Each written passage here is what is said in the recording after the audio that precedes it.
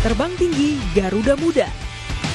Tim Indonesia U23 membuka peluang menorehkan tinta emas dalam catatan sejarah persepak bolaan tanah air saat melawan Korea Selatan. Pada laga perempat final Piala Asia U23 di Doha, Qatar pada Jumat 26 April dini hari, asa tim sepak bola Indonesia tampil di Olimpiade Paris 2024 ditumpukan. Sepak bola Indonesia terakhir kali tampil di ajang olahraga terakbar sejagat itu pada Olimpiade Melbourne 1956.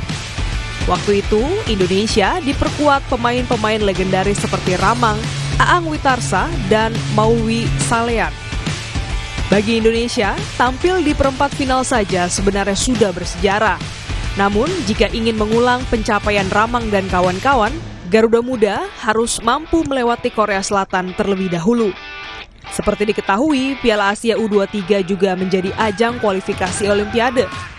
3 tim teratas langsung mendapatkan tiket ke Paris. Sedangkan peringkat keempat menjalani play-off melawan wakil dari zona Afrika. Laga lawan Korea Selatan bakal penuh emosi bagi pelatih Indonesia Shin Tae-yong, dan ia akan melawan tim negaranya sendiri yang pernah dibawanya ke Olimpiade 2016. Shin juga menghadapi kawannya, Hwang Song-hong, yang melatih tim Korea Selatan U23. Menilik rekor pertemuan kedua pelatih, Hwang lebih unggul. Berdasarkan data Transfermarkt, keduanya telah bertemu 12 kali saat melatih di Liga Korea. Dari 12 pertemuan itu, tim asuhan Shin 5 kali kalah dan hanya 2 kali menang, dan sisanya berakhir imbang. Namun, jika melihat karir kepelatihan keduanya, Shin memiliki pengalaman lebih banyak di level internasional.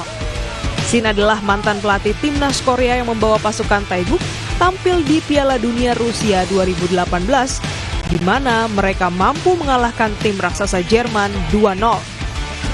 Adapun Hwang baru menjadi caretaker pelatih tim nasional Korea setelah dipecatnya Jurgen Klinsmann selepas Piala Asia 2023. Ia menukangi tim Korea Selatan U23 sejak 2021. Di atas kertas, Korea lebih diunggulkan karena nama besar dan prestasi mereka yang mendunia. Sepak bola putra Korea Selatan menduduki peringkat ke-23 FIFA per 4 April 2024. Sedangkan Indonesia terpaut jauh di bawah ranking ke-134. Namun, prestasi timnas senior tidak selalu berkorelasi dengan hasil di kelompok umur. Selain itu, dengan pengalaman yang lebih matang di turnamen besar, Shin diharapkan mampu meracik formasi dan taktik untuk membawa Garuda Muda mengejutkan Korea Selatan. Selanjutnya, para pemain Indonesia harus bisa menjalankan taktik itu dengan sempurna sesuai keinginan Shin di lapangan. Untuk itu, persiapan menjelang laga harus benar-benar matang.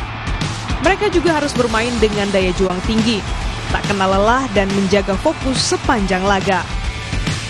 Performa apik Rizky Ridho dan kawan-kawannya di babak grup diharapkan terus berlanjut.